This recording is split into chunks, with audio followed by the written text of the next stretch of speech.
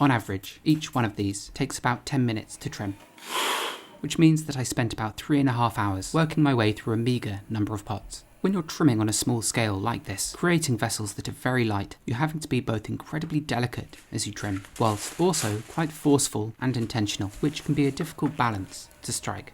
They're trimmed in quite an unconventional manner, as a majority of the shaping is actually done with the pot the right way up. Typically, you trim bowls with the foot ring pointing up, but as I trim the angles into the relatively thick walls, it's really helpful being able to feel the cross-section of the pot as I'm carving the material back, especially as each one of these bowls is slightly different.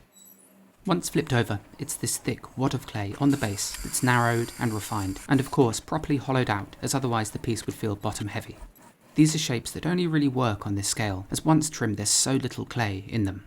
If I scaled this up, say, 5 times, if I trimmed the foot to be this narrow and left the walls as thin as they are here, there's a high chance that all the weight in the walls and the indented part around the rim would cause the vessel's shape to slump. Which means when I scale these up, I have to make one of 2 compromises. First, I have to either widen the foot, or I have to purposefully leave the lowest portion of the wall thicker than I normally might, resulting in a heavier pot, but at least it holds its shape. But on this small scale, I don't have to do either of those things, which is why I like them so much.